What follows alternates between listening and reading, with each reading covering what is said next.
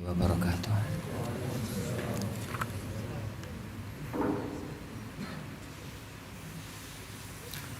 Innal hamdalillah nahmaduhu wa nasta'inuhu wa nastaghfiruh wa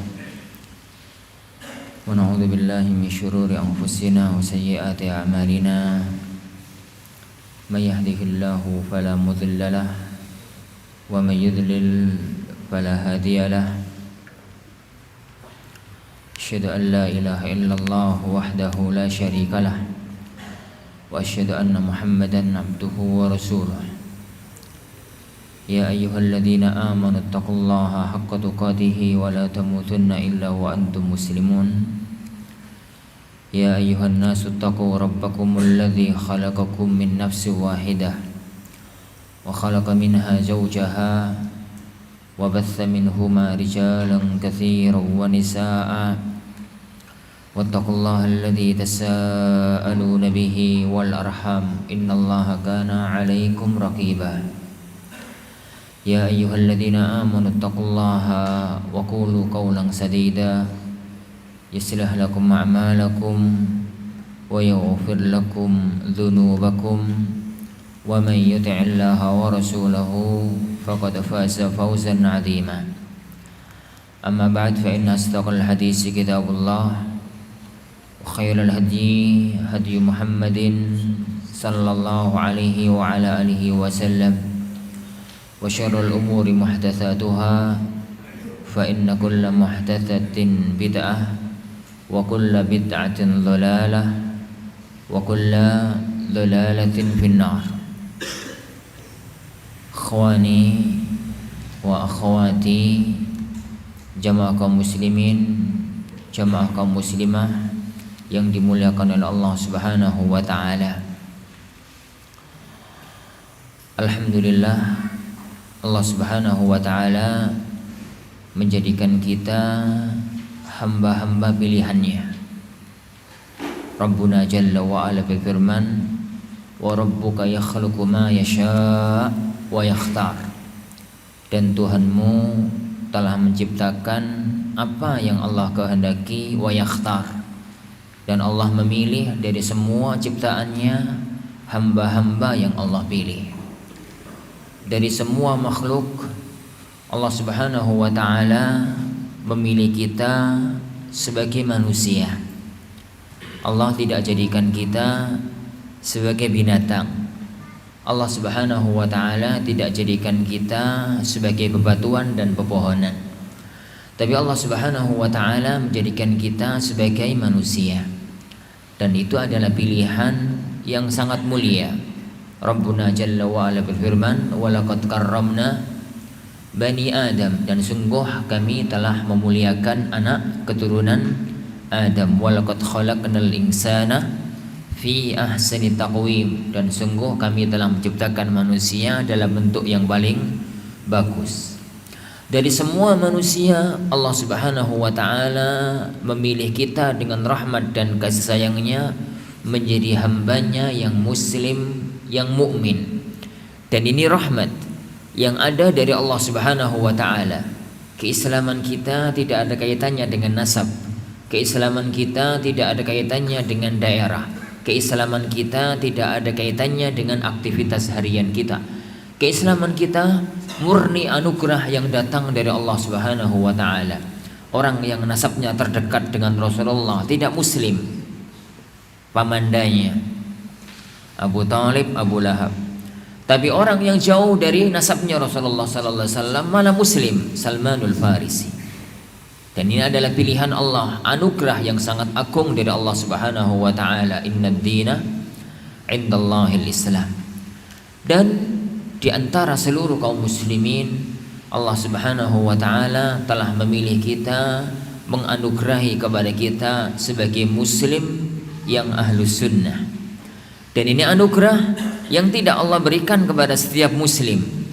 Kita ingat perpecahan umat yang akan terjadi di akhir zaman, sejak zaman setelah zaman Rasulullah sallallahu alaihi wasallam, yang diisyaratkan oleh beliau dalam hadis wasiyah, hadis Irbad ibnu Sariyah. Beliau sallallahu alaihi wasallam bersabda, ini beliau sallallahu alaihi wasallam bersabda, wa may ya'ish minkum ba'di fasayara ikhtilafan katsira.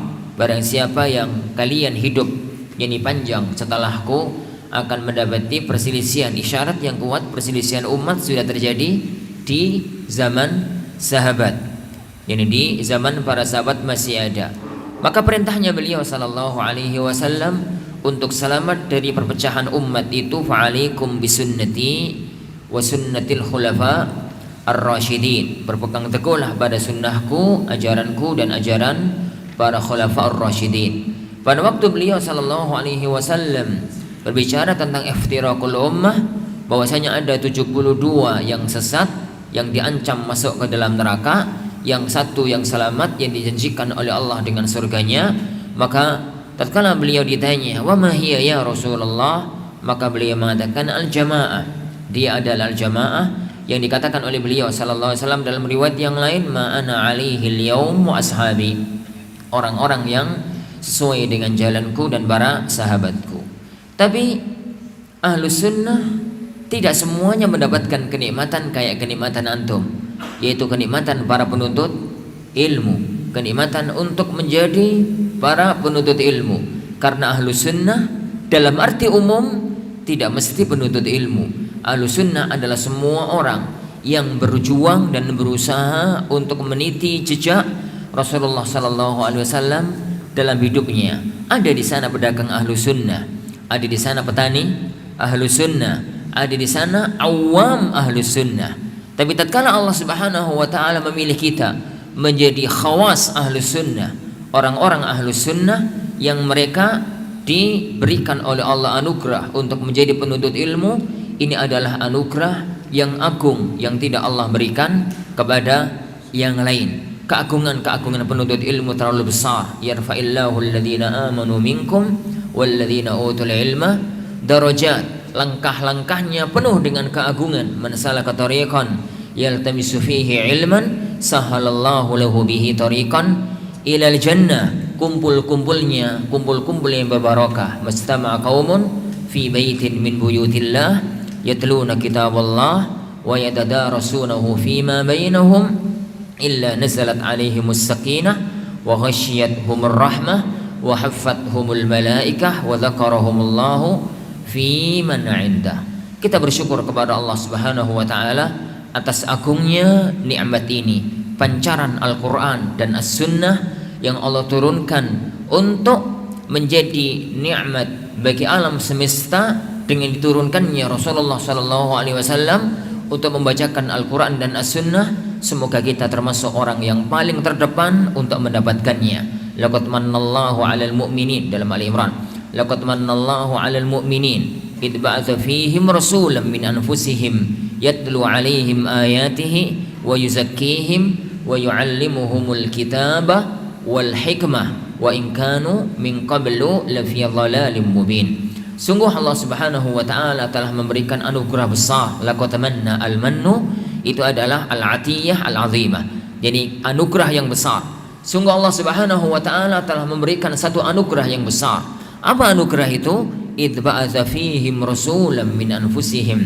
Tatkala Allah mengutus kepada mereka seorang rasul dari kalangan mereka sendiri. Entah dalam tafsir para ulama min anfusihim itu minal Arab atau min anfusihim itu minal bashar. Tapi yang penting sama-sama dari bangsa manusia atau dari bangsa Arab kalau kita ambil dari komunitas orang Arab pada waktu turunnya ayat. Yang tugas awalnya Rasulullah itu adalah yatlu alaihim ayati, ayat-ayat Allah, dan ayat-ayat Allah adalah wahyunya. Dan kita semua tahu wahyu Allah Subhanahu wa taala itu ada dua. Ada wahyu yang itu lafaz dan maknanya datang dari Allah Subhanahu wa taala, dan itulah Al-Qur'an dan hadis qudsi. Dan ada wahyu yang maknanya datang dari Allah tapi lafadznya langsung diambil atau diemban oleh Rasulullah sallallahu alaihi wasallam. Itulah hadis nabawi. Karena hadis nabawi adalah bagian dari wahyu yang dikatakan oleh Allah Subhanahu wa taala dalam firman-Nya, "Wa ma yantiqu 'anil hawa in huwa illa wahyu yuha" di awal-awal surat An-Najm. "Wa ma yantiqu 'anil hawa in huwa illa wahyu yuha."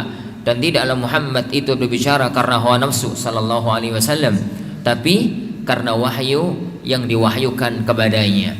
Dua wahyu ini, wahyu yang berwujud Al-Qur'anul Karim maupun hadis qudsi, yani karena perbedaan Al-Qur'an dan hadis qudsi, dua-duanya datang dari Allah lafzan wa ma'nan, tapi bedanya Al-Qur'anul Karim dijadikan oleh Allah mu'jizah bi alfadhihi yuta'abbad bi tilawatih, mukjizah dengan lafadznya dan dianggap beribadah dengan membacanya. Adapun hadis qudsi maka dia tidak mendapatkan keutamaan tersebut, baik itu wahyu Al-Qur'an maupun wahyu As-Sunnah adalah kenikmatan agung. Siapapun yang berpegang teguh kepada keduanya maka dia tidak akan pernah tersesat selamanya. Dalam Muwatta Malik, Rasulullah sallallahu alaihi wasallam bersabda, "Taraktu fikum amrayn lan tadhillu abadan ma tamassaktum bihima kitaballah wa sunnati." Tidak akan saya tinggalkan kepada kalian dua perkara yang kalian tidak akan pernah tersesat selama-lamanya selagi kalian berpegang teguh kepada keduanya, kitabullah dan sunnati, dengan pemahaman yang difahami oleh orang-orang yang mengambil ilmu dari Rasulullah sallallahu alaihi wasallam, di mana beliau sallallahu alaihi wasallam mewariskan warisan yang ketiga. Barang siapa yang tidak mengambilnya maka tidak akan bisa mengambil warisan Al-Quran dan As-Sunnah. Warisan itu adalah sabda beliau sallallahu alaihi wasallam, innal ulama warathatul anbiya, bahwasanya para ulama itu pewaris para nabi, wa innal anbiya'a lam yuwarrithu dinaran wala dirhama wa innama warrathul ilma faman akhadahu akhadha bihadzin wafir. Barang siapa yang mengambil warisan kenabian itu maka dia telah mengambil bagian yang sangat banyak. Para ikhwatin azanillahu wa iyyakum, wahyu yang terpencar, wahyu yang terambil, ilmu yang terambil dari Al-Quran dan As-Sunnah, itulah yang kemudian dikembangkan oleh warisan yang ketiga, yaitu oleh para ulama. Perhatian mereka pada masing-masing. Semua ilmu syar'i berkembang darinya. Ada ilmu yang berkaitan dengan Al-Quran, ada ilmu yang berkaitan dengan As-Sunnah. Ilmu yang berkaitan dengan Al-Quran terpecah menjadi tiga: ilmu qiraah, ilmu rasm, dan ilmu ma'ani. Ilmu qiraah yang kemudian berkembang menjadi ilmu tajwid, berkembang menjadi ilmu bacaan, berkembang menjadi ilmu tahsin, berkembang menjadi ilmu-ilmu qiraat yang lain. Ilmu rasm adalah ilmu dhabtul Quran, yang itu berkembang dalam ilmu imla dan ilmu menulis Al-Quran. Lanjut. Oh, nyala sendiri. Taib ilmu yang ar-rasm, ilmu tulis, bagaimana menulis Al-Quranul Karim. Dan yang paling baqa adalah ilmu ma'ani, ilmu yang berkaitan dengan makna Al-Quran Al-Karim. Begitu juga dengan ilmu As-Sunnah. Ilmu sunnah Rasulullah sallallahu alaihi wasallam secara umum terpecah menjadi dua: ilmu riwayah dan ilmu dirayah. Ilmu As-Sunnah, hadis Rasulullah sallallahu alaihi wasallam yang berkaitan dengan riwayah, berkaitan dengan riwayatan. Ilmu riwayah inilah yang terpecah menjadi dua: riwayah dalam arti matan dan riwayah dalam arti sanad. Kemudian muncullah ilmu rijal, al-jarh wa ta'dil, dan semua ilmu-ilmu yang lain. Sedangkan ilmu matan adalah yang berkaitan dengan riwayatul matan. Dan ilmu dirayah, ilmu memahami. Ilmu memahami, kalau kemudian kita gabungkan antara dirayatus sunnah dengan ilmu makna Al-Quran, itulah yang kemudian terpecah menjadi ilmu-ilmu agama yang sekarang. Yani ada yang berkaitan dengan keyakinan kita kepada Rabbul Alamin, ilmu akidah, ilmu tauhid, ilmu usuluddin. Ada yang berkaitan dengan tazkiyatun nufus, pensucian hati. Itulah yang berkaitan dengan adab, akhlak, dan tazkiyah an-nufus. Ada ilmu yang berkaitan dengan amal seorang hamba. Itulah ilmu fikih, usul fikih, qawaid fikihiyah, dan maqasidus syariah. Dan ada ilmu yang berkaitan dengan bidang-bidang ilmu yang lain. Dan ada ilmu-ilmu pelengkap. Ilmu-ilmu pelengkap.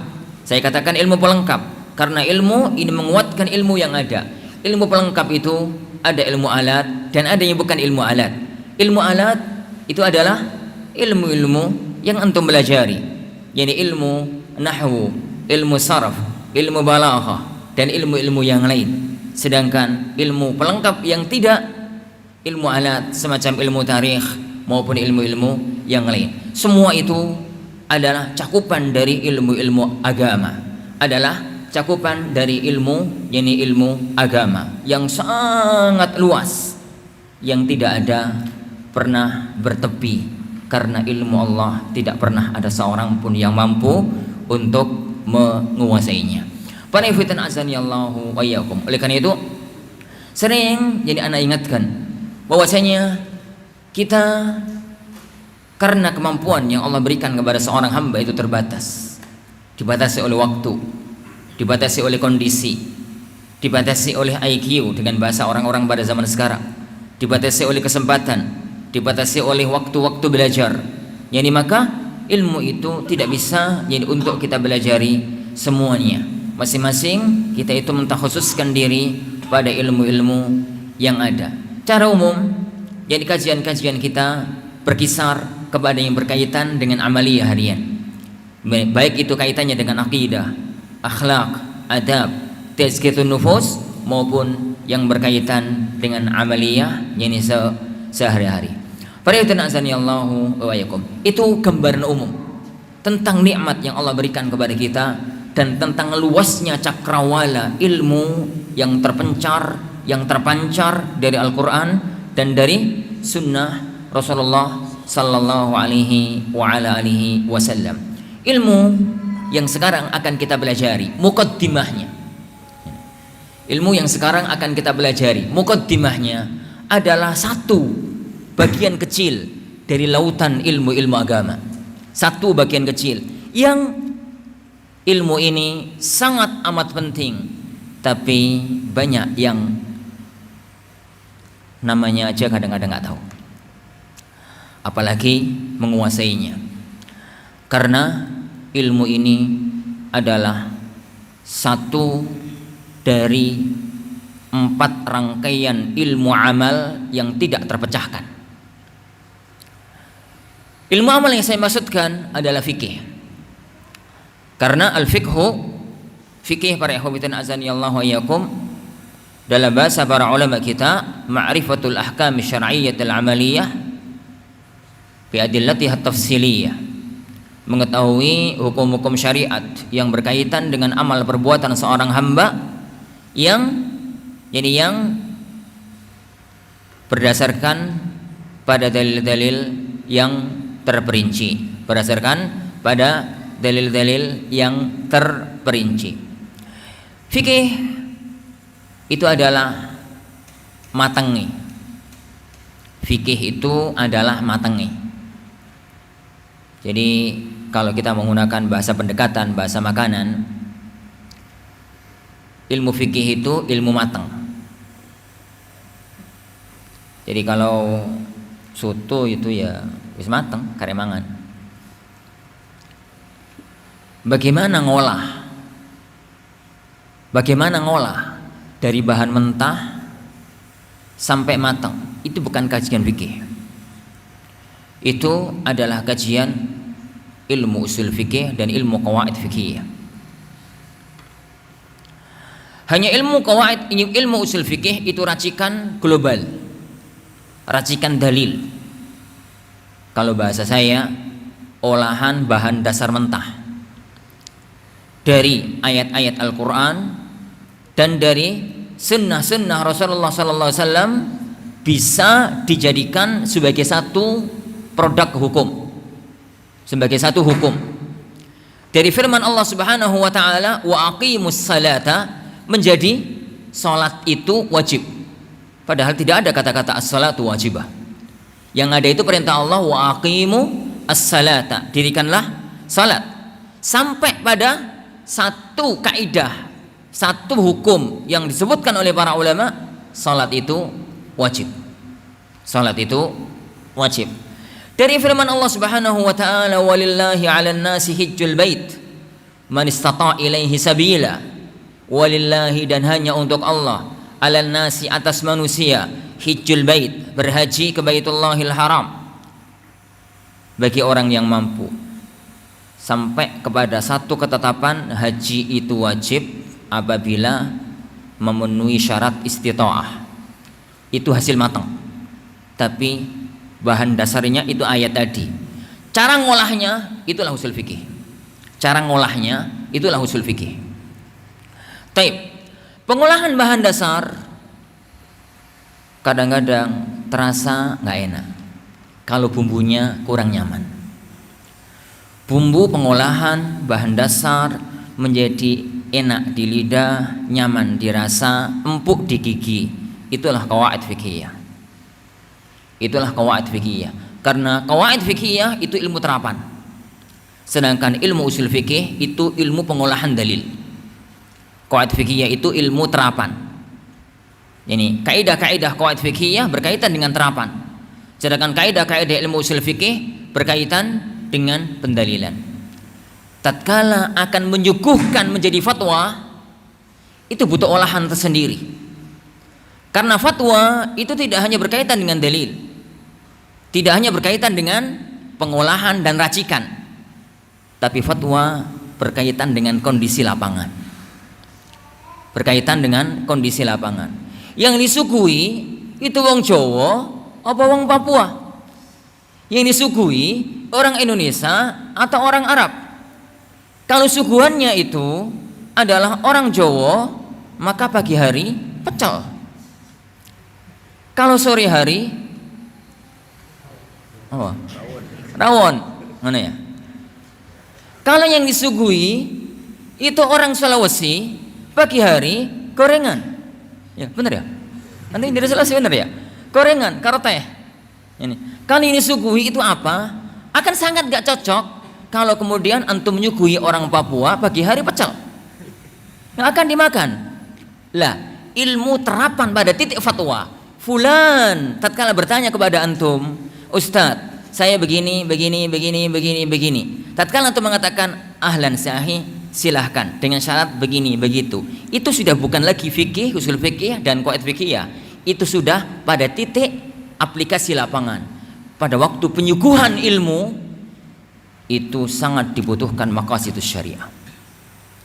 Oleh karena itu, kadang-kadang pada titik teori itu benar, begitu disuguhkan jadi kacau balau karena ketidaktahuan pada ilmu penyuguhan.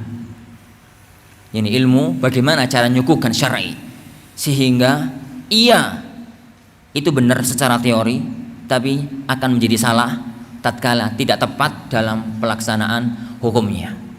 Jadi ini kalau 4 ilmu itu kita rangkai jadi satu, keluarlah al-fatwa sahih. Keluarlah al-fatwa as-sahih. Kalau fatwa itu tidak sahih, maka salah satu dari 4 ilmu itu tidak beres. Apalagi kalau lebih dari satu, apalagi kalau semuanya. Apalagi kalau semuanya. Lah, yang akan kita bahas para ikhwatin azanillahu wa iyyakum pada hari ini adalah muqaddimah dari ilmu yang keempat. Ini muqaddimah. Ini ana setuju daurah ini karena daurah ini muqaddimah. Sekedar pengenalan, kenalan tentang apa itu ilmu maqasidus syariah. Karena selama ini karena ilmu fikih sudah sering kita lewati. Ilmu usul fikih sudah banyak yang melewati.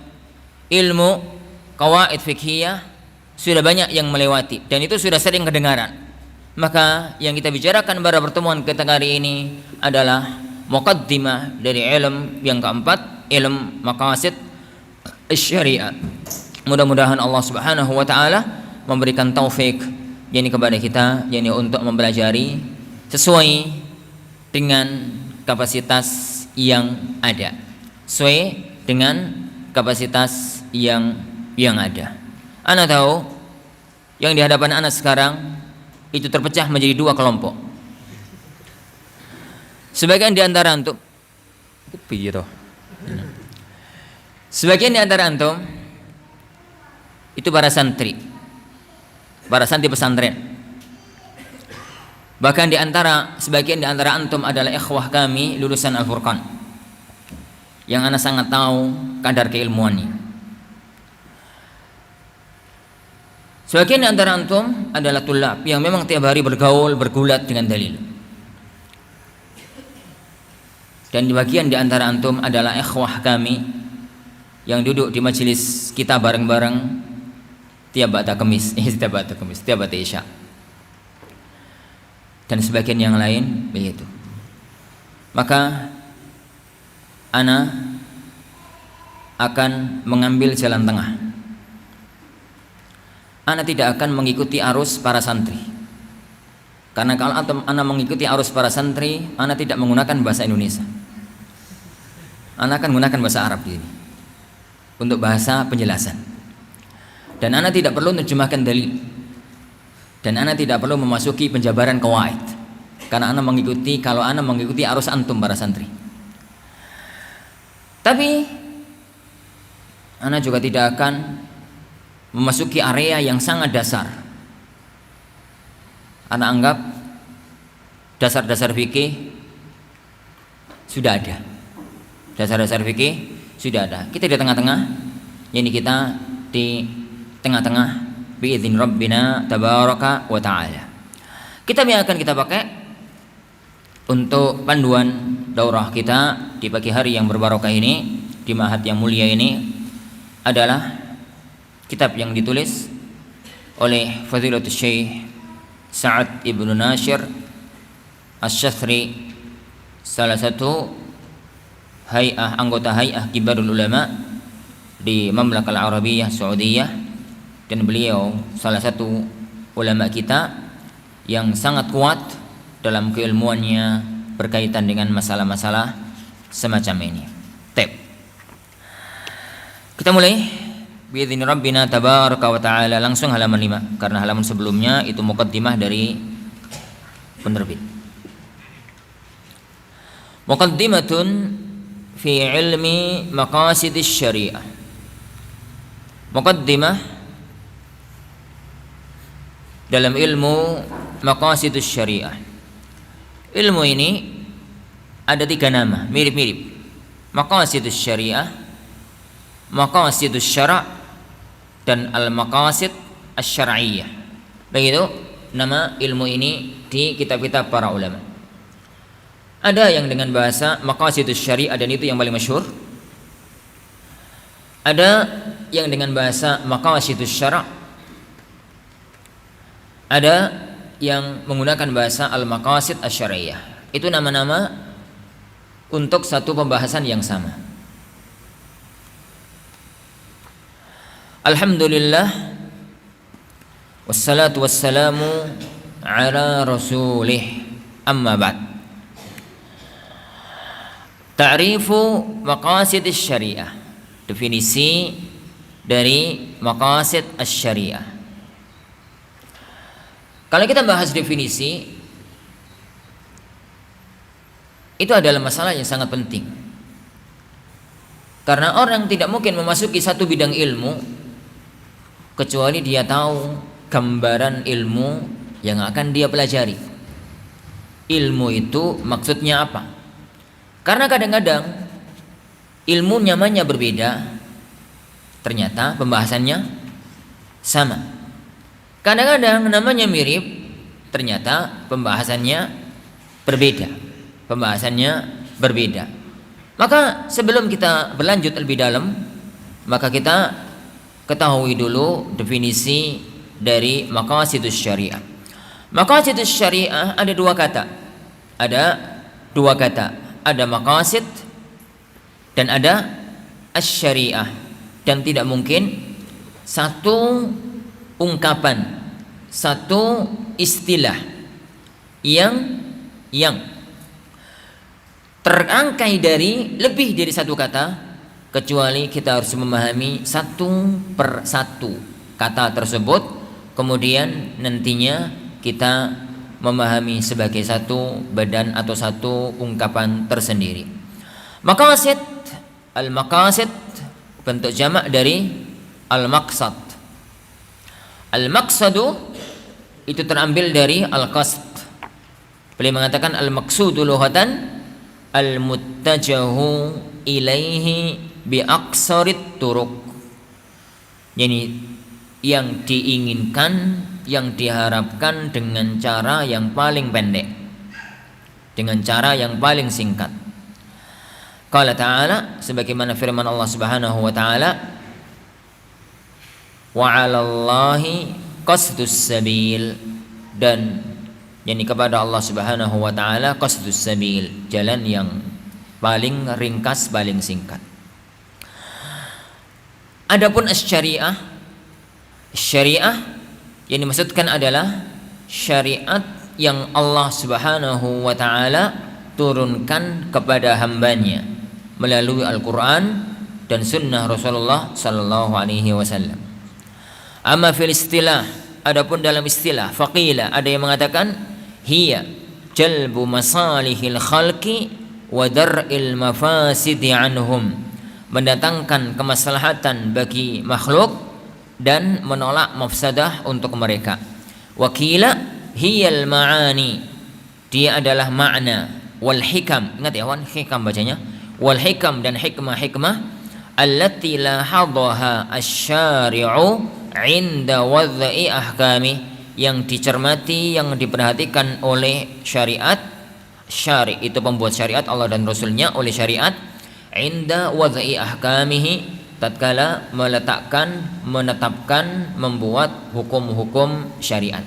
Dan makna ini adalah makna yang mustaqir di kalangan para ulama, bahwasanya ilmu maqasidis syariah adalah al-ma'ani wal hikam allati la hadhaha asy-syari' 'inda wad'i ahkami.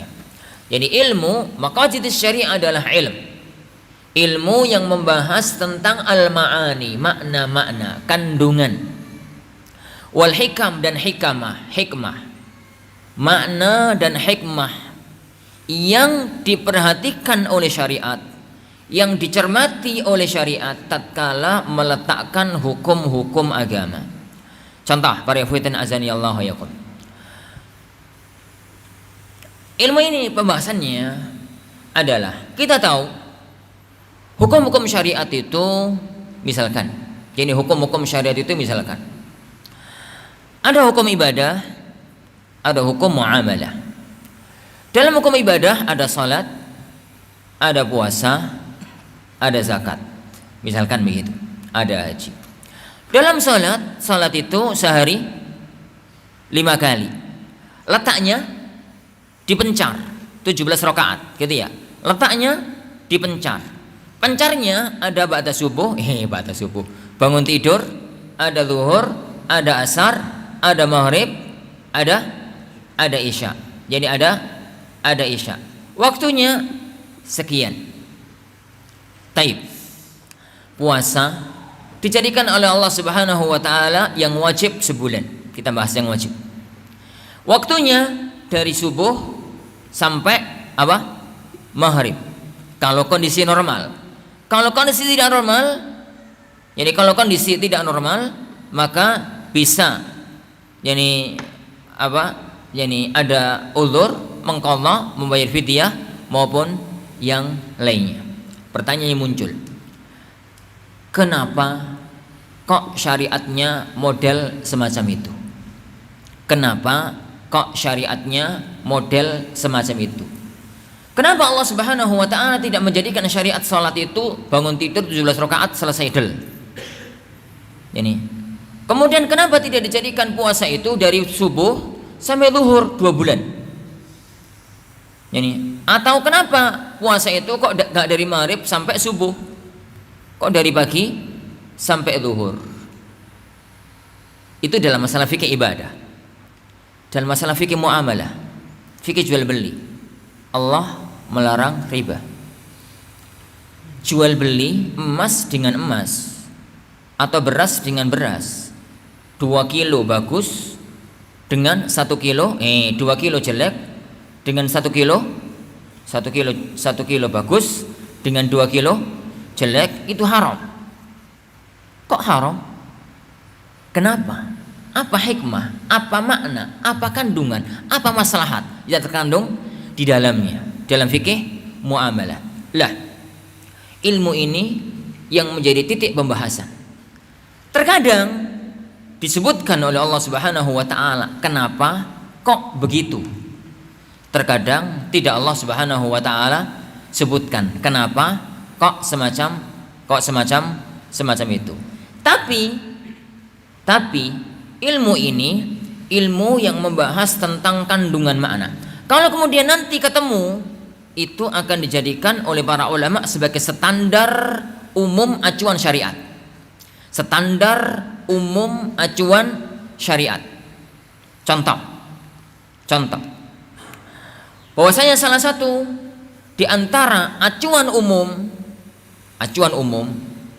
syariat agama kita itu yubna alal adl, dibangun di atas keadilan. Agama kita itu ditemukan nanti dengan berbagai cara yang ada, hikmah, makna luas yang terkandung padanya. Agama kita itu dibangun di atas fitrah dasar manusia, Taib. Apabila hal itu telah ditetapkan, maka itu akan menjadi salah satu acuan utama untuk mendeteksi pemahaman hukum-hukum far'i, pemahaman hukum-hukum pecahan yang itu adalah penerapan hukum itu benar atau salah. Pemahamannya itu benar atau salah. Karena syariat itu datang untuk kemaslahatan hamba, dan syariat itu datang untuk kemaslahatan hamba dunia dan akhirat. Jadi itu ilmu maqasid asy-syariah, ilmu maqasidus syariah, ilmu yang membahas tentang ma'ani dan hikmah yang diperhatikan oleh syariat tatkala menerapkan hukum-hukumnya. Taib. Poin yang kedua, poin ini pelik ya akhwan, karena aslinya ilmu ini itu dipelajari setelah usul fikih. Tapi apa itu? Jazakallah khair. Ana lihat tinggalkan aja poin yang kedua. Tapi ada satu masalah yang ingin Anda sampaikan berkaitan, karena ilmu yang kedua ini alaqah maqasidus syariah bima lahu bihi ittisal, hubungan antara maqasidus syariah dengan ilmu-ilmu yang berkaitan. Apa hubungan antara maqasid dengan illah, antara maqasid dengan hikmah, antara maqasid dengan dalil, antara maqasid dengan istinbat, antara maqasid dengan ma'ani, antara maqasid dengan istislah dan satu dzari'ah. Sebelum dibahas apa hubungan, itu harus dibahas satu demi satu. Makna itu apa, hikmah itu apa, illah itu apa. Iki sampai sesuk gak bar ya. Sampai sesuk itu gak bar. Maka Anda lihat tinggalkan aja. Tapi Anda ingin membahas satu masalah yang kayaknya Syekh Syatri membahas itu, ini ditinggalkan oleh beliau karena dianggap mafhum gitu ya. Mafhum nggak apa-apa, kita bahas bentar.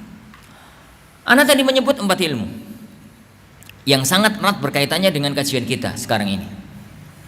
Fikih, usul fikih, qawaid fikihiyah, dan maqasidus syariah. Apa hubungan antara keempat ilmu ini? Karena ilmu 4 inilah landasan untuk menghasilkan fatwa yang sahih. Pertama, al-fiqhu itu hasil, saya katakan tadi. Itu hasil. Kajian fikih itu kan as-salatu lughatan ad-du'a. Istilahan aqwalun wa af'alun mahsusah muftada'ah muftatahah, dimulai ucapan perbuatan khusus yang dimulai dengan takbir, diakhiri dengan salam ta'abbudan lillahi azza wa jalla. Itu salat. Kemudian yang berikutnya keutamaan salat, syarat-syarat salat, tata cara salat, rukun-rukun salat. Terus apa? Pembatal-pembatal salat, salat sunnah, dan ini dan dalilnya. Itu fikih, ilmu tinggal telan matang. Gambarannya antum lapar, pengen makan, cara yang paling enak ke warung. Ini, Bu, soto. Nah, jahe, misalkan gitu ya.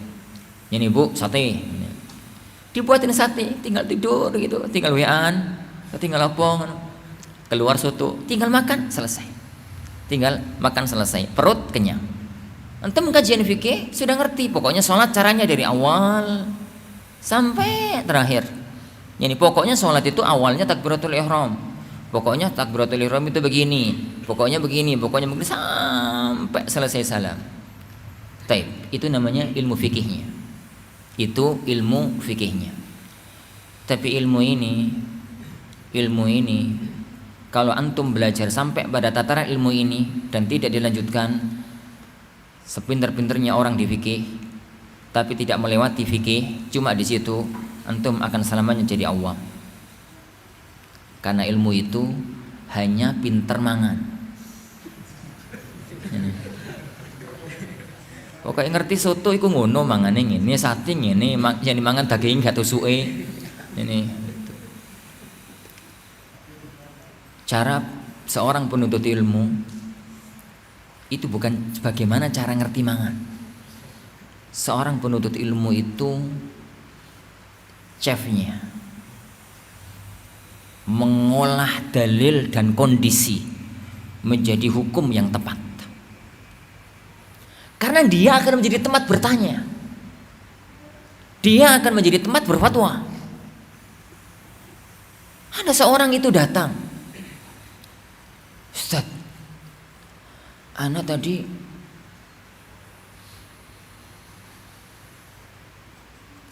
mau sholat Ustaz.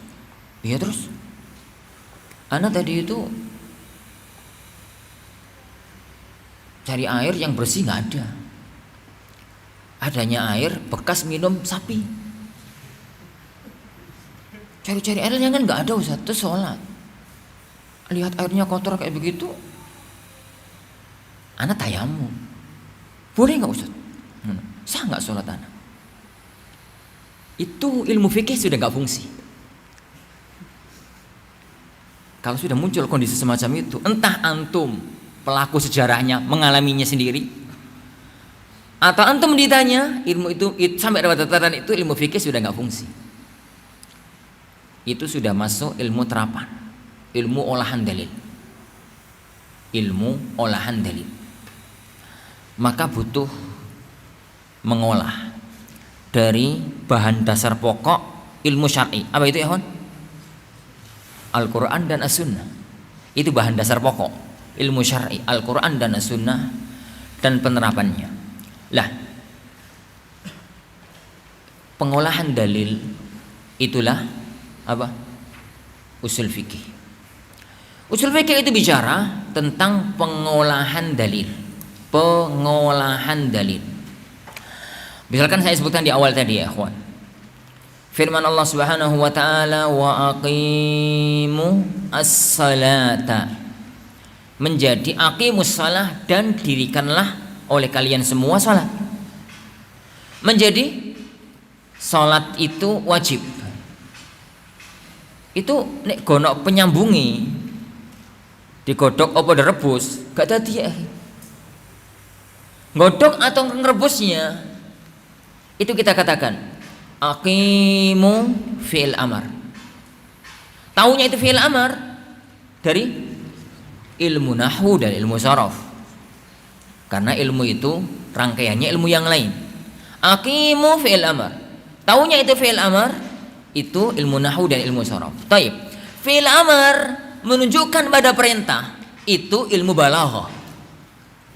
Itu ilmu balaghah. Fi'il amar di sini tetap menunjukkan kepada aslinya. Taib.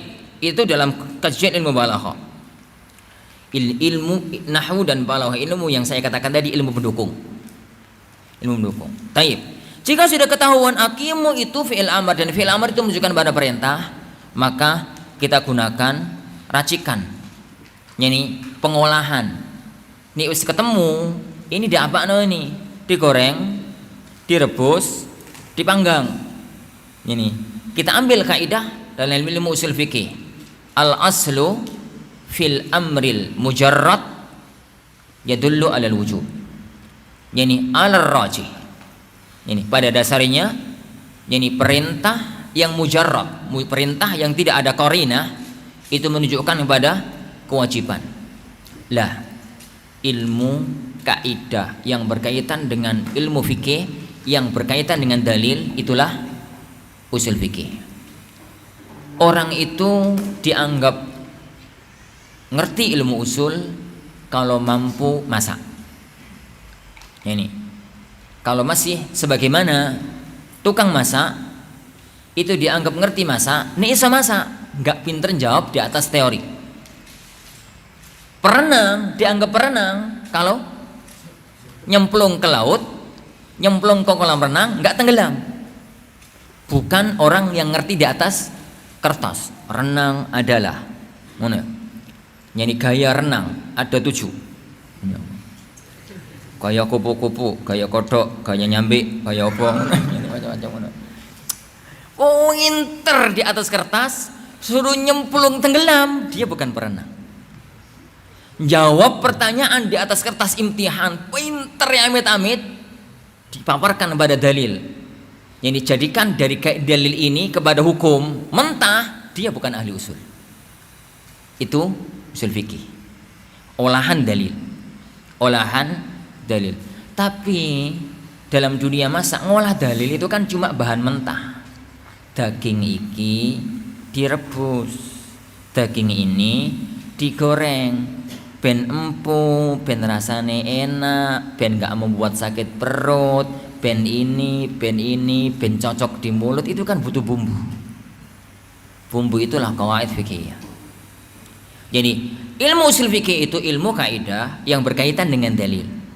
Ada ilmu qawaid fikih itu ilmu kaidah yang berkaitan dengan terapan amal. Jadi itu aja perbedaan antara keduanya. Perbedaan jadi antara jadi keduanya. Ilmu yang berkaitan dengan terapan amal. Terapan amal. Gambarannya para fitan azani Allah. Kaidah-kaidah dalam qawaid fikih itu tidak berkaitan dengan dalil, tapi berkaitan dengan terapan. Berkaitan dengan terapan. Ustaz, ana Ramadan Ustaz. Ini apa? Di rumah Ustaz kerjanya berat Ustaz, Masya Allah berat gitu. Terus kalau nggak kerja nggak bisa makan karena nggak ada yang dimakan, nggak ada simpanan di rumah. Ini apa boleh Ustaz ana batalkan puasa? Nggak kuat Ustaz, kalau nggak gitu di rumah nggak makan, keluarga nggak makan. Safar enggak, sakit enggak. Ini. Tapi orang itu kondisinya semacam itu. Akan muncul satu kaidah, al-masyaqqah tajlibut taysir. Benar enggak menerapkan kaidah itu pada tempat itu?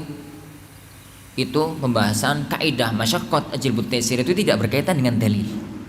Langsung berkaitan dengan terapan amal. Kalau diterapkan mutlak atau muqayyad? Mutlak, iya begitu saja. Ataukah muqayyad? Kalau muqayyad itu muqayyad saat kejadian ataukah muqayyad dari awal? Itu karena rumit ya ikhwan, maka saya katakan dengan racikan bumbu. Ini ben rasane dadi soto itu ndak apakno, ben rasane dadi sate panggang itu ndak apakno, ben rasane dadi ayam bakar itu ndak apakno. Beda toh? Racike itu beda. Ini racikan itu, penerapan kaidah-kaidah dan terapan itu, itulah qawaid fikih. Itu dua ilmu yang berbeda ya kawan. Yani ilmu usul fikih dengan ilmu qawaid fikih itu dua ilmu yang berbeda. Lah, tiga ilmu itu tatkala sudah siap disuguhkan di piring, itulah tugas maqasid. Jadi ben makna, hikmah, pas, nyaman, cocok, sesuai, itu cara penyuguhannya. Hikmah yang terkandung. Orang itu para ikhwatin azanillahu wa iyyakum. Jadi makan yang diinginkan orang itu makan selain warak itu apa ya kawan? Yani nyaman, yani makannya itu nyaman, makannya itu seneng, nuansanya mendukung. Nggak sekedar nasi loh, nggak sekedar olahan loh, tapi nuansa itu mendukung. Lah, fikih atau maksud makan itu nyaman, itu yang digunakan untuk olahan berikutnya. Penyuguhane dikai kembang, ngono toh. Penyuguhane itu modelnya kayak gitu. Yuk dikai apa? Ini bawangnya itu letakkan di mana? Ini biar tatkala lihat pertama kali, masya Allah mantap ini, enak, ngono ya. Yo bagaimana caranya? Nuansanya dibuat di alam terbuka, nuansanya dibuat apa? Bagaimana bentuknya dan macam-macamnya, nyanan macam-macamnya. Itu kaitan ilmu ketiganya. Hasilnya ya kawan. Kalau dalam makanannya enak, mangane nyaman, ngono ya, menyehatkan warak. Fikih pun begitu. Kalau paduan 4 ilmu ini dijadikan menjadi satu, maka hasilnya fatwa yang sahih yang menjadi maslahat dan kebaikan umat. Yang menjadi maslahat dan kebaikan umat, tidak bertabrakan dengan pondasi-pondasi dasar yakni agama, tidak berkaitan dengan pondasi-pondasi, yakni tidak bertabrakan dengan pondasi-pondasi dasar agama. Baik. Masalah berikutnya. Yang ketiga, ta'lil ahkam asy-syara'. Tahlil ahkam asy-syara'. Contoh yang Anda sebutkan tatkala memberikan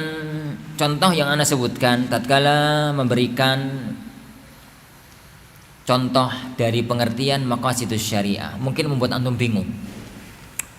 Sampai terus aneh-aneh wae, ngono ya. Lah kan salat itu kenapa kok subuh, duhur? Itu kan ta'abbudi. Ta'abbud dalam artian ya memang kayak gitu. Kok pakai taklil?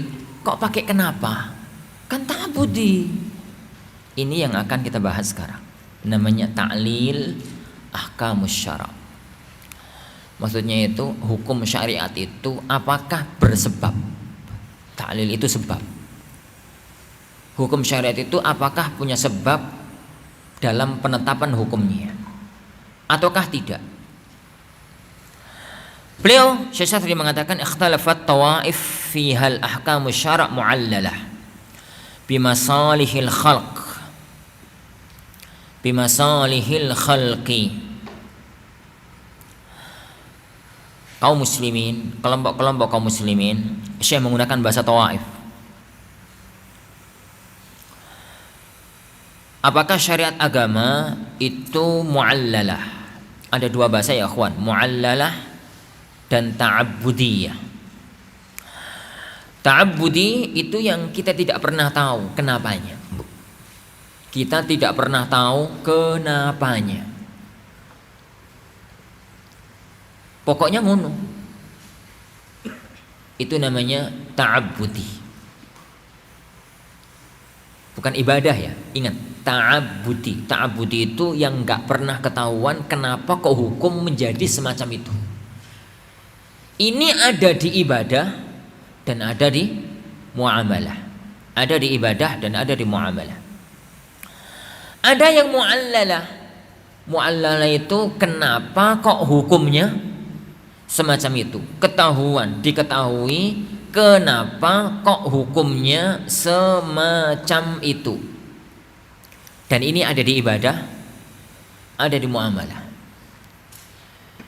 Pembahasan yang muncul pada pembahasan ini, apakah hukum agama, baik itu ibadahnya maupun itu muamalahnya, itu ta'abbudi? Ya memang Allah Subhanahu wa taala menetapkan begitu, enggak usah dipikir kenapanya. Ataukah hukum syar'i itu mu'allal? Jadi ada sebab, ada landasan kenapa kok semacam itu. Ada perselisihan di kalangan kaum muslimin. Ingat ucapan saya, di kalangan kaum muslimin. Fadhahabatil asy'ariyah. Orang-orang Asy'ariyah mereka mengatakan ila anna ahkamallah ghair mu'allalah.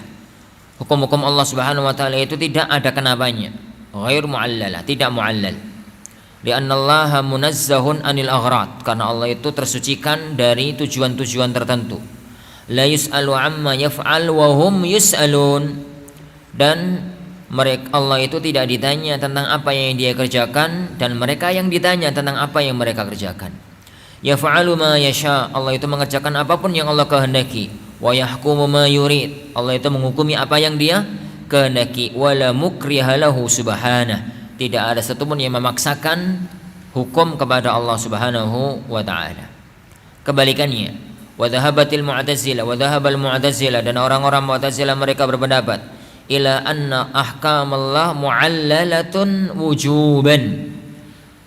Ingat ucapan beliau, wujuban, bahwasanya hukum-hukum Allah itu harus dilandasi sebab tertentu, harus. Yani dilandasi sebab tertentu. Fayajibu 'ala Allah fi'lul asla, wajib bagi Allah untuk melakukan yang termaslahat. Li'annahu hakimun munazzahun 'anil 'abath, karena Allah itu maha hikmah, yang tersucikan dari hal yang enggak ada manfaatnya, al-'abath. Wa dhahaba ahlus sunnah, dan para ulama ahlu sunnah berpendapat ila annal ahkam asy-syar'iyyata, bahwasanya hukum-hukum syariat itu mabniyatun ala masalihil khalqi fadlan minallah.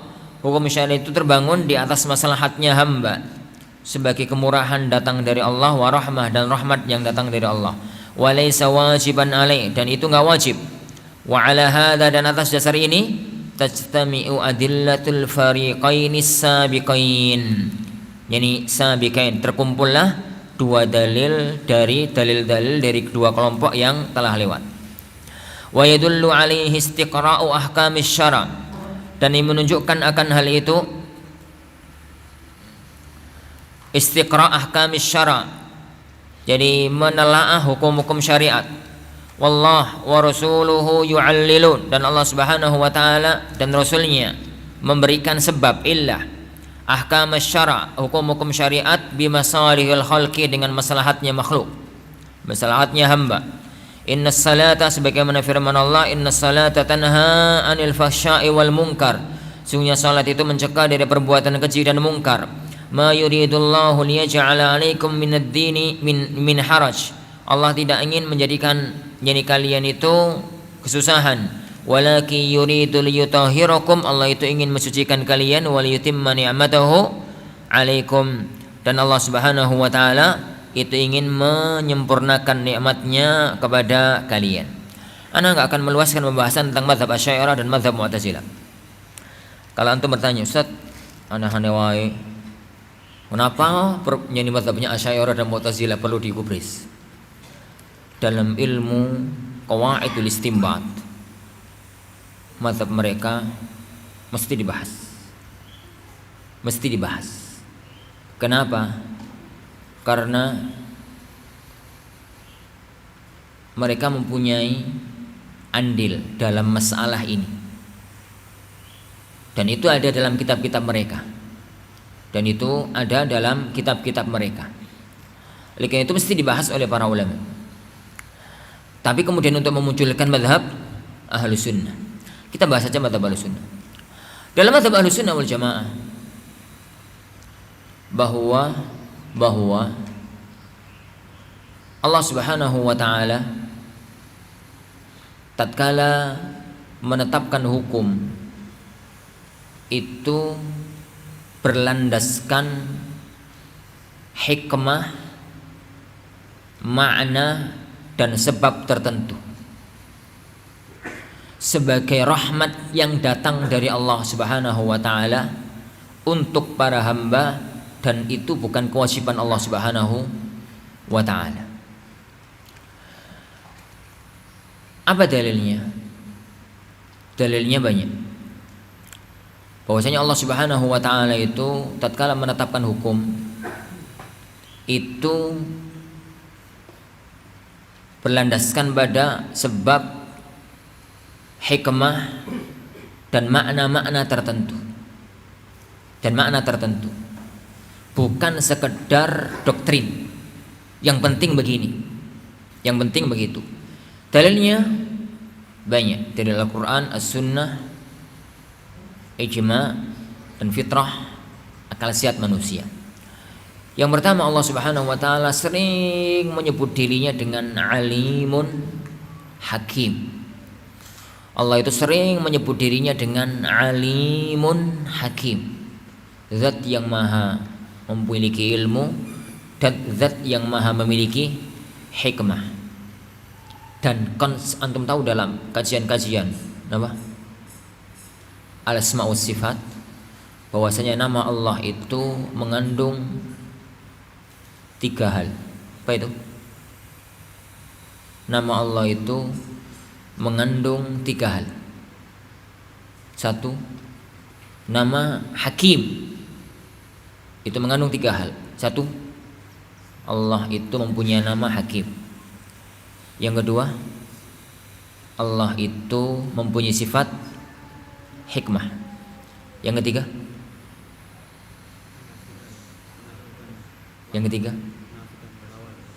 menafikan lawan. Muqtadha dari nama dan sifat itu, Allah itu kalau berbuat dibangun di atas hikmah yang menjadi lawan dari as-safah. Jadi tatkala Allah Subhanahu wa taala mempunyai sifat Hakim, maka Allah itu mempunyai nama Hakim, Al-Hakim, mempunyai sifat hikmah, dan semua perbuatannya yubna 'alal hikmah. Yubna 'alal hikmah. Dibangun di atas hikmah. Apa maknanya? Perbuatan Allah itu ya ikhwan, baik perbuatan kauni atau perbuatan syar'i. Perbuatan kauni itu apa? Yuk, kenapa mata antum dijadikan 2 di depan, enggak 1 depan 1 belakang? Kenapa hidung antum dijadikan jatuh ke bawah, enggak ke atas? Kenapa kok di Indonesia musimnya 2? Kenapa ada pohon, ada batu, ada sungai, ada laut? Kenapa ada langit, kenapa ada bumi? Itu namanya af'alullah al-kauniyah. Perbuatan-perbuatan Allah yang sifatnya kauni kodrati, alamiyah. Itu yang oleh orang-orang disebut dengan sunnatullah. Itu yang oleh orang-orang disebut dengan hukum alam. Sebenarnya bukan hukum alam, sunnatullah. Kenapa? Perbuatan-perbuatan Allah ini dibangun di atas maslahat. Ya, maslahatnya manusia memang semacam itu. Ataupun perbuatan-perbuatan Allah yang sifatnya syar'i. Ada fikih salat, ada fikih ibadah, ada hukum amalah, ada hukum ini, ada hukum ini, ada hukum itu. Itu semuanya dibangun di atas hikmah.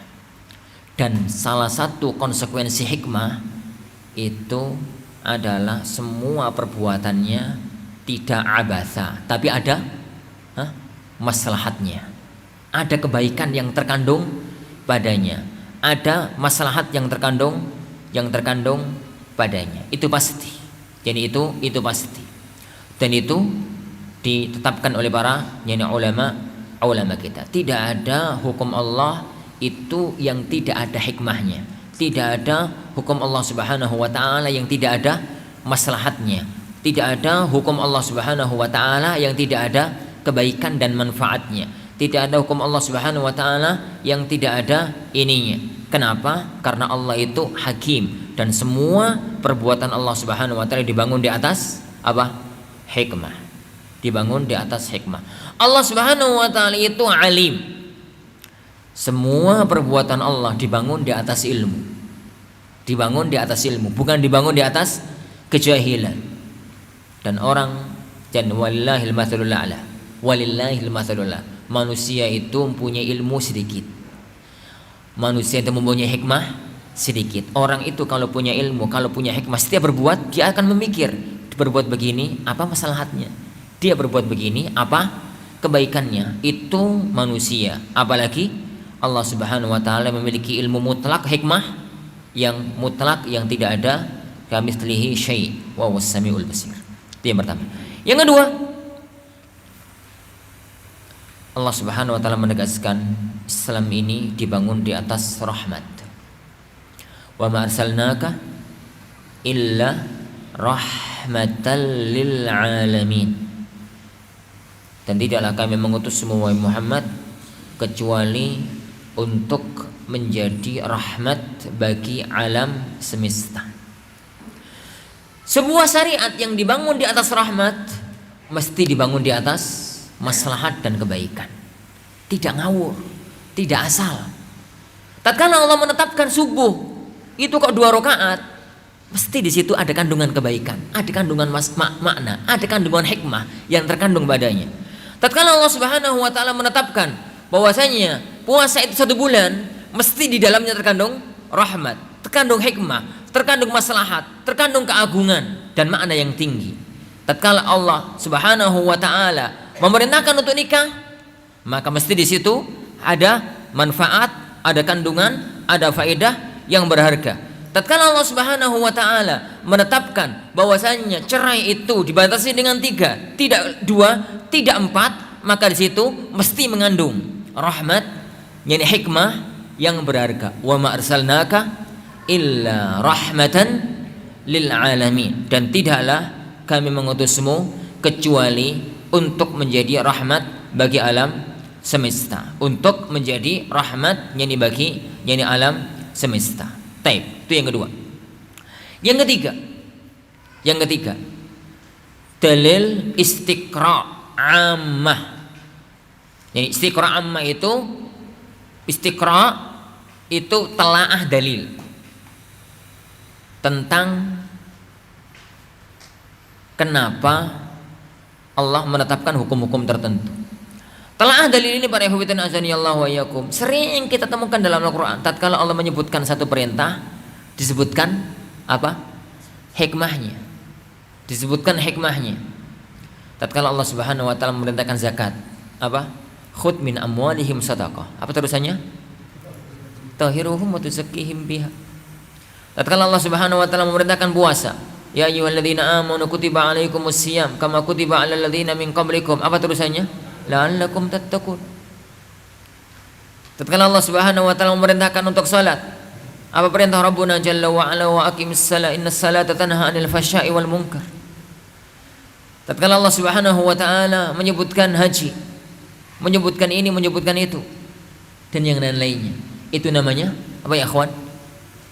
Itu namanya yani istiqra, yani apa? Maqasidus syariah. Jadi Allah Subhanahu wa taala sering menyebutkan ini disyariatkan untuk ini disyariatkan untuk itu, ini disyariatkan untuk ini disyariatkan untuk itu. Yang keempat, yani istiqra ahkam tafsiliyah. Kalau tadi itu istiqra qawaid kulliyah, qawaid yani kuwaliyah. Kalau sekarang istiqra ahkam tafsiliyah, menelaah hukum-hukum secara terperinci.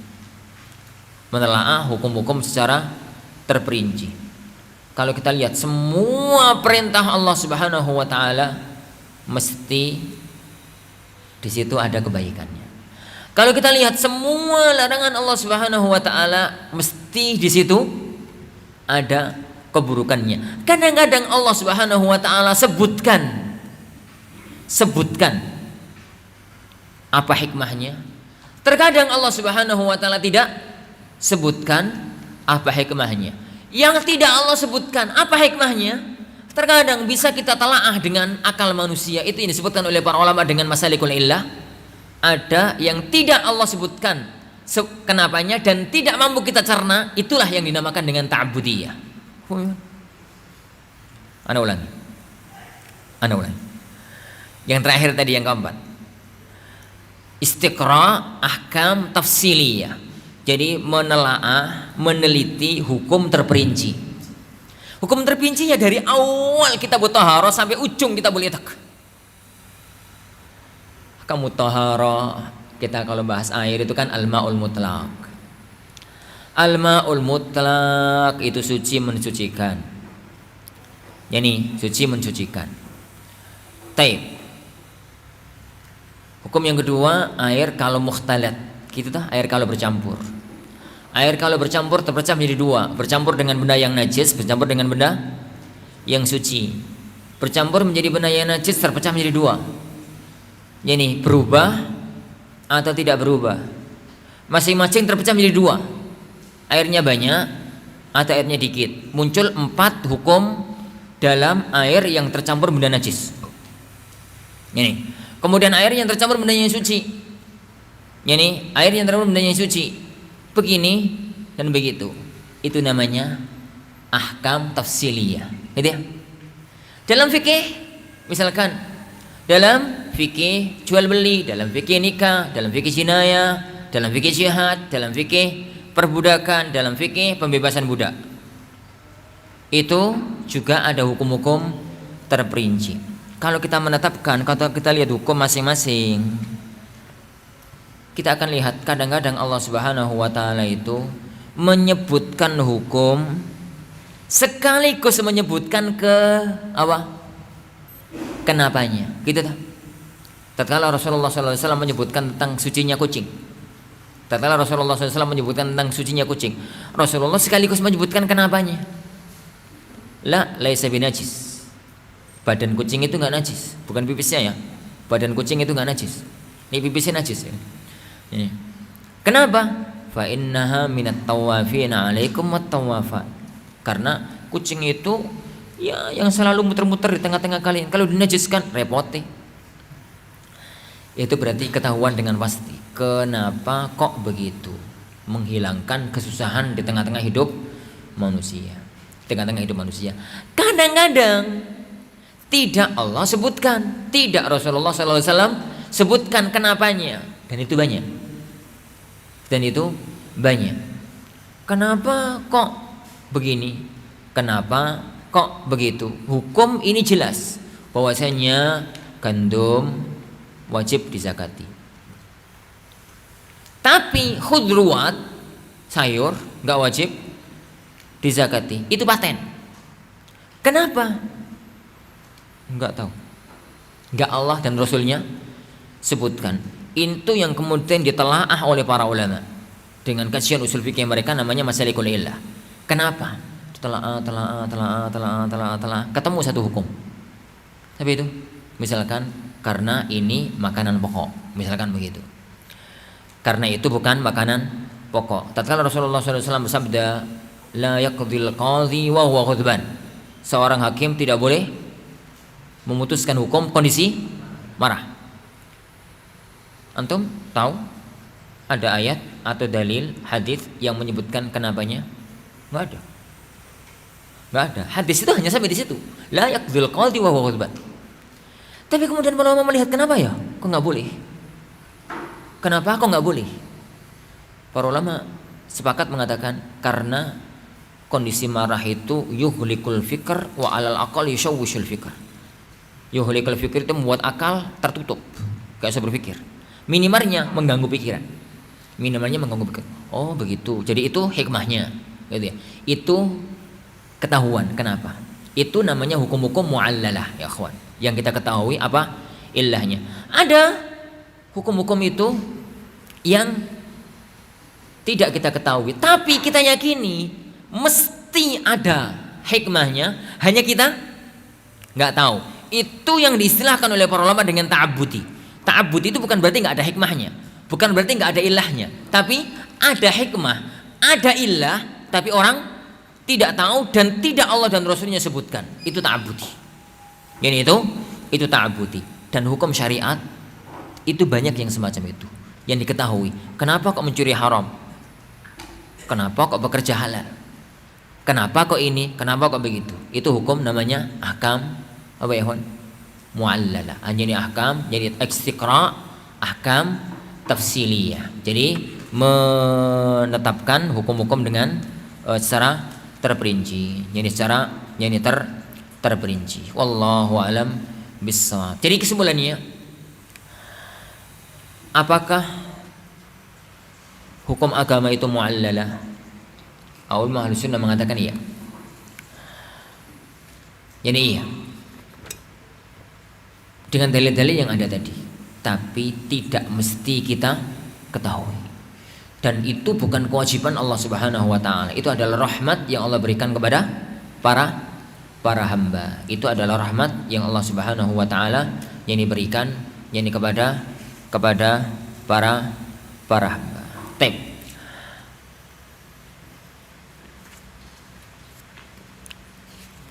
Tarikh ilmu maqasid sampai jam berapa nih? Sampai jam setengah 10 ya. Tarikh ilmu maqasid. Panjang nih, baca nggak? Hah? Nggak usah. Ana jabarkan aja secara terperinci, secara global. Semua ilmu yang berkaitan dengan agama itu sejarahnya berawal dari zaman turunnya wahyu sampai menjadi ilmu yang sekarang itu ada sejarahnya. Ilmu agama itu apa sih? Semualah. Ya fikih, ya tafsir, ya mustalah hadis, ya tauhid, ya ilmu nahwu, ya ilmu saraf, ya ilmu usul fikih, ya qawaid fikih. Dengan model yang ada sekarang itu belum ada di zaman Rasulullah sallallahu alaihi wasallam. Kehidupan di zaman Rasulullah sallallahu alaihi wasallam itu belum kayak sekarang, belum ada pengajian kemudian kitabus shalah, as-salatu lughatan. Wastilahan fadlus shalah. Kemudian rukun-rukunnya, syarat-syaratnya itu belum ada, apalagi ilmu usul fikih. Usul fikih adalah belum ada. Mustalah hadis juga belum ada. Ilmu di zaman Rasulullah itu ilmu kehidupan. Ilmu kehidupan. Ada syariat datang, dijabarkan, dijelaskan oleh Rasulullah SAW kepada umat. Rasulullah SAW melihat kejadian, ngomentari. Beliau SAW ditanya, menjawab. Ini majelis ilmunya itu pun macam-macam. Ada majelis ilmu kayak di sini, begini ini di masjid. Itu pun yani seringnya nggak ada jadwal yang jelas. Ini baru ada jadwal zaman itu. Yani makanya Umar bin Khattab radhiyallahu an, tatkala beliau ngomong sama temannya Ansar, sekarang kamu ke masjid ya, aku kerja, besok aku kerja, barangkali ada wahyu yang hari ini turun. Kan itu toh bahasanya, barangkali ada wahyu yang hari ini turun. Belum tentu ada wahyu. Ini di masjid gitu. Kadang-kadang beliau sendirian menyampaikan ilmu, pas monceng Mu'ad. Kadang-kadang pas jalan bareng, gitu. Dan macam-macamnya. Itu kondisi ilmu yang ada pada zaman Rasulullah sallallahu alaihi wasallam. Ilmu semacam itu kemudian diterima oleh para sahabat, diajarkan kepada yani apa? Para tabi'in. Tatkala itu majalisul ilm sudah mulai terbentuk kayak sekarang. Ibnu Abbas duduk di Ka'bah. Kemudian beliau mengajarkan ilmu. Ini siapa yang datang, siapa yang mau bertanya, ini ngajarkan, nyampaikan ilmu dan macam-macam. Semakin ke belakang ilmu itu semakin butuh untuk disusun, semakin butuh untuk dibukukan, semakin butuh untuk dipadukan, dan masing-masing sesuai dengan kondisi-kondisi yang ada. Ilmu usul fikih misalkan di zaman dahulu para sahabat Nabi sallallahu alaihi wasallam sangat menguasai usul fikih. Kenapa? Karena mereka langsung melihat bagaimana Rasulullah sallallahu alaihi wasallam menetapkan hukum. Dan mereka orang Arab asli, sangat tahu bagaimana mengambil faedah satu hukum. Begitu zaman kebelakang, cara pengambilan dalil itu tidak semua orang menguasai. Dan sudah mulai banyak bermunculan orang-orang yang pikirannya kacau, yang mengatakan bahwasanya dalil ahad bukan dalil, mengatakan ini, mengatakan itu, dan macam-macamnya. Akhirnya muncul satu peristiwa. Tatkala Imam Syafi'i rahimahullah taala beliau meninggalkan Makkah, maka guru sekaligus sahabatnya Imam Abdurrahman ibnu Mahdi mengatakan kepada Imam Syafi'i, kamu sangat menguasai cara pendalilan. Tulislah satu kitab dan kirimkan kepadaku bagaimana cara yani untuk istimbat dalil. Beliau pergi ke Baghdad, di Baghdad tulislah kitab. Kemudian kitab itu selesai, dikirim ke Makkah, diterima oleh Abdurrahman ibnu Mahdi. Tatkala diterima oleh Abdurrahman ibnu Mahdi, beliau sangat takjub dengan kitab itu. Ditunjukkan sama teman-temannya, disalin gitu ya, sama teman-temannya, dan mengatakan ini risalah dari Syafi'i Abu Abdillah, sehingga kitab itu masyhur dengan nama kitab Risalah. Imam Syafi'i sendiri tidak memberikan nama kitab itu, tapi kemudian kitab itu hilang karena Imam Syafi'i kan cuma nulis surat, dikirimkan, beliau sendiri nggak punya nuskhah, kan zaman itu orang percetakan. Pada waktu beliau pindah ke Mesir, beliau diminta sama teman-temannya, murid-muridnya untuk menulis kembali kitab itu. Beliau nulis kembali dan ditambahi banyak. Ada yang kelewatan, ada yang ketambahan banyak. Itulah risalah jadidah. Dan risalah yang sekarang itu risalah jadidah. Risalah yang dikirimkan Syafi'i kepada Abdurrahman ibnu Mahdi sampai sekarang belum ketahuan wujudnya di mana. Sampai detik saya bicara ini, belum ketahuan wujudnya di mana. Dan masing-masing memiliki yang tidak dimiliki oleh yang lainnya. Kemudian para ulama terperanjat, oh kalau begitu ada ilmu baru ini, ilmu cara pengambilan faedah dalil. Akhirnya mereka nata, dilengkapi, disusun, ditata. Jadilah ilmu ushul fikih yang ada pada zaman sekarang ini. Qawaid fikih nggak jauh dari itu. Berawal dari ayat-ayat Al-Quran dan sunnah-sunnah Rasulullah yang ayat sekaligus dalil. Innamal a'malu binniyat, la dharar wa la dhirar. Yani al-muslimuna ala syurutihim. Kemudian berawal dari ucapan para sahabat, para tabi'in yang juga dijadikan sebagai sebuah kaidah. Ucapan Umar bin Khattab, yani maqati'ul huquq inda syurut, dan macam-macamnya. Yani dan yani macam-macamnya. Yani ayyuhan nas tasalahu fima bainakum fa inna fasral qada yurithu dhaghain. Ucapan Umar bin Abdul Aziz, ucapan fulan. Sampai kemudian abad-abad belakangan ada sebagian ulama yang mulai menyusun kaidah-kaidah besar dalam agama itu apa saja. Muncullah kemudian ilmu, yani qawaid fikih. Ilmu kemudian berkembang, dimatangkan sampai yang ada sekarang ini. Ilmu maqasid syariah enggak jauh dari itu. Ilmu maqasid syariah pun enggak jauh dari itu. Dan semua ilmu pun enggak jauh dari itu. Yani penataan, pengembangan, yani sampai pada zaman kita sekarang ini. Ilmu maqasid syariah berawal dari turunnya wahyu. Apa yang saya sebutkan tadi? Di zaman turunnya wahyu itu banyak ayat, banyak hadis yang menyebutkan ini kenapa. Jadi Allah Subhanahu wa taala itu membangun hukum di atas apa? Di atas rahmatal lil alamin. Di atas adamul haraj. Tidak menyusahkan. Yani yuridullahu bikumul yusra wa la yurid bikumul usra. Di atas ini, di atas itu. Kemudian dilanjutkan oleh para ulama belakangan. Yani belakangan sampai kemudian mereka membahas tentang masalah agama ini dibangun di atas masalah di tengah-tengah kitab usul fikih. Kayak awal-awal kitab tafsir itu munculnya di mana? Di kitab-kitab hadis. Semua kitab hadis kan ada namanya kitab tafsir. Kemudian baru muncul tafsir aslinya. Jadi baru muncul kitab-kitab tafsir. Ilmu ini itu awalnya adalah paduan dari ilmu usul fikih. Di dalam ilmu usul fikih itu ada ilmu namanya qiyas. Ada pembahasan namanya qiyas. Di dalam qiyas itu ada masalah illah. Illah itulah cikal bakal maqasid syariah. Di dalam ilmu usul fikih ada masalah mursalah.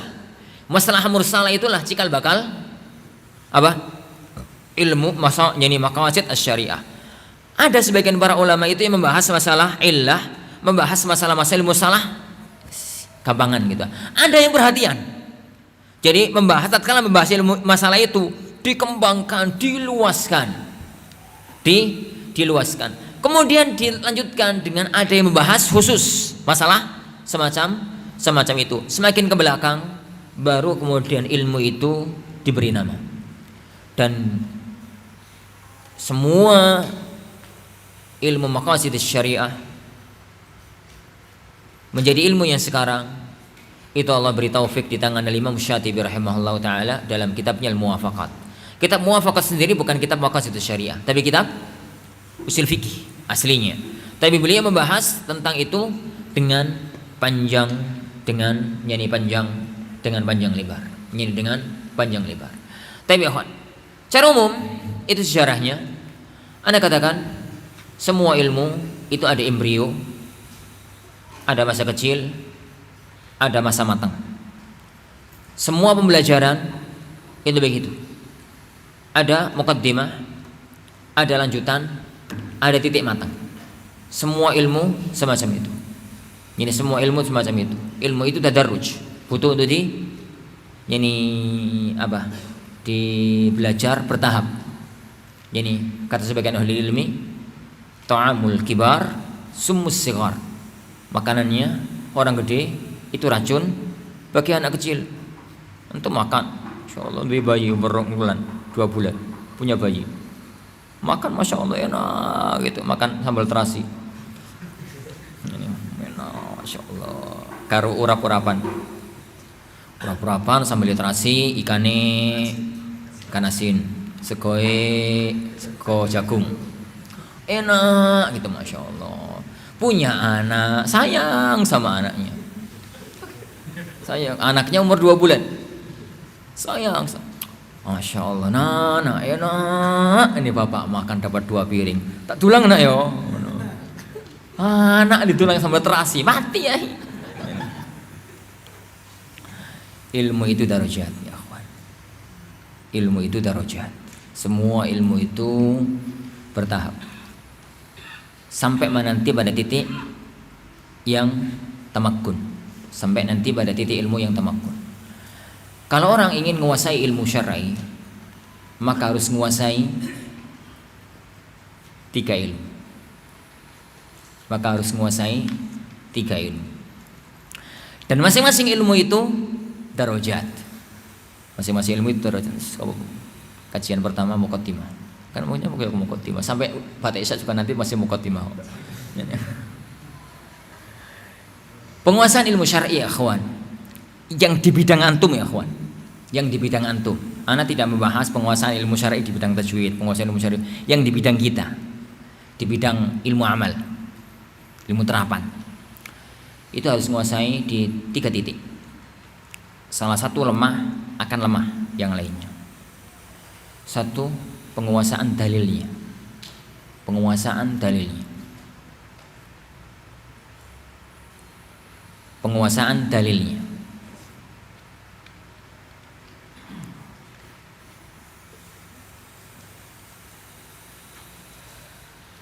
Apa itu penguasaan dalil? Yang memahami, menghafalkan nas-nas dalil. Nas-nas dalil. Menghafal Al-Quran dan sunnah Rasulullah sallallahu alaihi wasallam. Semakin banyak yang dihafal, semakin mapan. Semakin banyak yang dihafal, semakin mapan. Al-Quran itu yang paling utama. Yang kedua, sunnah Rasulullah sallallahu alaihi wa ala alihi wasallam. Sunnah Rasulullah sallallahu alaihi wa ala alihi wasallam. Taib. Dan bagian yang ini itu pun tadarruj. Bagian yang ini itu tadarruj. Al-Quran begitu. Dimulai dari ayat-ayat yang kisar. Biasanya begitu ngapalkan Al-Quran dari juz 30. Al-Fatihah dulu nih. Al-Fatihah dulu juz 30. Ada yang langsung dari depan karena dia yakin, karena waktunya panjang, umurnya masih panjang. Gitu ya. Dimulai dari depan langsung sampai tamat. Ada yang dia merasa waktunya pendek, dibatasi 1 tahun, dibatasi setengah tahun oleh orang tuanya, setelah itu suruh pulang dan macam-macamnya, sehingga dia merasa waktunya pendek. Maka diijtihadkan ya wis gitu 29, 28, 27 gitu. Cara yang kondang di negeri kita. Kalau sudah 10 juz yang terakhir pindah ke depan dan macam-macamnya. Dan itu cara ya kawan. Itu teori lapangan, enggak terlalu banyak masalah. Ini tapi sedikit demi sedikit. Penguasaan hadis Rasulullah sallallahu alaihi wasallam juga begitu. Penguasaan hadis-hadis Rasulullah sallallahu alaihi wasallam juga begitu. Melihat umur, melihat kondisi, melihat kemampuan. Melihat kemampuan. Orang yang amsalukum, yang ini santri pesantren ini merasa waktunya mufarragh, memang datang ke sini menyiapkan diri untuk belajar totalitas, nggak mikir bojo, nggak mikir anak. Ini bisa mikir ini, nggak mikir itu, totalitas dalam belajar, nggak mikir ini, nggak mikir itu, maka langsung mengambil sahihain dan lanjutnya itu ala khair wa barakah. Kayak dulu Ibnu Taimiyah rahimahullah taala langsung mengambil al-jama' apa itu baina sahihain lil Humaidi. Tapi tidak semua orang diberikan oleh Allah kesempatan dan kemampuan untuk itu. Tidak semua orang diberikan oleh Allah kesempatan dan kemampuan. Ada orang-orang itu yang diberikan oleh Allah Subhanahu wa taala kesempatan sebentar, sedikit. Waktunya pun mepet dan macam-macam. Makanya diambil kitab-kitab yang lebih tipis. Titik tekannya sekarang di mana? Titik tekannya sekarang di mana? Titik tekan ada pada haditsul ahkam atau titik tekan ada pada yang lainnya. Kalau pada haditsul ahkam dilihat inginnya itu adalah faqat istinbat atau inginnya dalil secara lengkap. Kalau faqat istinbat maka bulughul maram. Kalau dalil secara lengkap, lihat maunya sahihain atau luas. Kalau maunya sahihain maka umdatul ahkam. Kalau maunya luas maka muharrar Ibnu Abdul Hadi dan macam-macam. Dan memang para ulama tatkala menulis kitab itu sangat melihat kondisi umat. Orang itu tidak semuanya mempunyai kemampuan dan kesempatan yang sama. Kesempatan yang sama. Begitu. Lanjut begitu. Itu namanya kemampuan ya ikhwan berdalil. Kemampuan berdalil. Semakin mapan semakin bagus. Semakin mapan semakin bagus. Taib ya ikhwan. Itu yang pertama. Yang kedua, kemampuan ngolah dalil. Kemampuan ngolah dalil.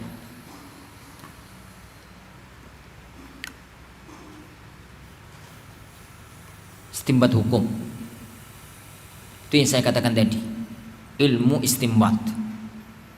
Ilmu istinbat. Dan dua ilmu ini dua sayap bagi seekor burung. Satu gugur, yang lainnya gugur. Satu gugur, yang lainnya gugur. Dalam arti menguasai usul, pinter kaidah-kaidah dan terapan, tapi nggak mengetahui dalil. Wahai akon apa nih yang arep olah? Pinter ngolah dagingnya naono. Apa nih arep olah? Ini. Pinter masak berasnya ngono. Apa nih mau dimasak? Tapi ono beras, gak iso masak, yo gak kena dipangan ya. Sama aja. Penguasaan ilmu istinbat namanya. Penguasaan ilmu dalil. Istinbat dalil. Dan istinbat dalil itu yang Anda katakan tadi dalam usul fiqh dan qawaid fikih. Terutama usul fikihnya. Ilmu ini ya ikhwan, itu pun bertingkat. Antum yang tidak Al-Furqan mungkin sudah bosan anak ngomong ini. Ilmu usul fikih itu dimulai dari titik dasar. Pengenalan. Usul fikih itu apa toh? Pembahasannya apa wae? Yani ada am itu apa? Contohnya apa? Itu namanya kenalan ya. Soto ku ngene toh, mangane piye? Itu namanya kenalan. Itu namanya kenalan. Itu kelas-kelas usul minimul usul. Kelas-kelas itu kenalan namanya. Ini itu namanya kenalan. Yang kedua, ini kemudian dilanjutkan ya akhwan kepada usul fiqh dalam mazhab Ahlussunnah. Usul fiqh dalam mazhab Ahlussunnah. Jadi usul fikih yang di atasnya, jadi benar-benar mempelajari usul fikih tapi sesuai dengan mazhab Ahlussunnah. Mazhab Ahlussunnah. Kitab yang paling saya rekomendasikan itu Ma'alim Ushul Fiqh Inda Ahlussunnah li Syajizani. Di Syajizani. Taib. Atau mungkin ada kitab-kitab yang lain yang sepadan, tapi itu kitab yang paling direkomendasikan. Yang di atasnya ya ikhwan, mulai mempelajari usul fikih tingkat lanjutan. Tingkat lanjutan itu usul fikih yani lintas madhahib, karena sebagaimana fikih maka usul fikih itu pun madhab beda-beda. Ada madhab beda antara satu madhab dengan madhab yang lain. Itu silahkan memasuki kitab-kitab yang lebih tinggi, yani misal Kaukabul Munir Ibnu Najjar atau apalah gitu ya kalau mau bagus. Tapi kalau mau lompatannya pendek, Raudhatun Nadhir. Kalau lebih pendek lagi, Mudzakkirah Ushul Fiqh Syinqiti atau yang lainnya. Tab itu level 3. Dan bagi yang kepingin untuk benar-benar menguasai ilmu istinbat, maka harus memasuki level 4. Memasuki level 4. Level 4 itu adalah terapan kaidah fikih ke furu', takhrijul usul, takhrijul furu' minal usul. Pengambilan ilmu furu' dari usul. Ini kitab-kitab takhrij al-furu' min al-usul. Min al-usul.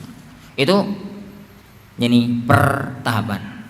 Kaidah fikih juga begitu, dimulai dari dasar, naik dan begitu. Semua ilmu itu semacam itu. Itu yang kedua, ya kawan. Itu yang kedua. Taib. Yang ketiga, apa tadi yang pertama? Dalil. Yang kedua, istinbat. Yang ketiga ya kawan, yakni mengenal semua ilmu pendukung. Mengenal semua ilmu pendukung. Mananya apa? Ilmu syar'i itu totalitas semuanya terambil dari Al-Quran dan As-Sunnah. Taib ya. Al-Quran dan Sunnah ini terpancar menjadi 2. Riwayat. Ini terpancar menjadi banyak. Lah, semua ilmu itu kenalilah, sekedar kenalan. Itu yang saya bahasakan sering dengan bahasa ma'rifatul ba'd minal kull. Mengetahui semuanya. Karena orang kalau belajar fikih kadang-kadang masuk balaghah. Kalau orang belajar usul kadang-kadang masuk tafsir. Kadang-kadang masuk qiraah. Kadang-kadang masuk ini, kadang-kadang masuk ini, kadang-kadang masuk itu. Sejarah pun begitu. Kadang-kadang masuk sejarah, kadang-kadang masuk ini, kadang-kadang masuk itu. Jadi semua ilmu itu kenal titik-titik. Yo, tarikh kenal titik-titik. Ilmu qiraah kenal titik-titik. Tajwid kenal ini dikit-dikit. Ini kenal, semua ilmu itu dikenali. Semua ilmu itu dikenali. Kenal dikit ya, sekedar kenal. Ini sekedar mengenal. Kemudian menguasai bidang yang kita kuasai. Agar tidak kacau balau. Misalkan kalau antum masuk ke syuruh hadis, baca Fathul Bari misalkan. Kemudian boleh mengatakan wahada, ini misalkan ya, wahada nau'um minal isti'arah al-makniyah, misalkan begitu. Dan hadis ini adalah salah satu bentuk dari isti'arah makniyah, dan kata-kata itu ana yakin ana pernah melewatinya dalam Fathul Bari. Kalau antum cari di kamus isti'arah pinjem, makniyah tersembunyi, ini termasuk pinjem tersembunyi. Oh karpe pinjem tersembunyi mana ya? Akhirnya antum jelaskan kepada umat, para ikhwah, hadis ini disebutkan Ibnu Hajar itu pinjaman tersembunyi. Ya, ketahukan sama kucing ya. Kenapa? Karena ilmu balaghah antum blank. Isti'arah makniyah itu salah satu istilah dalam ilmu balaghah, dalam dunia majaz. Begitu. Padahal yang dibahas ini syuruh Sahih Bukhari. Yang dibahas ini syuruh Sahih Bukhari. Kadang-kadang memasuki ini, kadang-kadang memasuki ini. Dan inilah wa hadzal ladzi fa'alahul alif lam ha jim alif lam hujjaj. Ini dilakukan oleh para orang-orang yang sedang berangkat haji. Jauh mas, itu hajjaj. Ini hajjaj. Dan jangan dicari di kamus. Hajjaj itu orang yang banyak haji. Dari syuha mubalaghah. Gak karu-karuan nanti ya.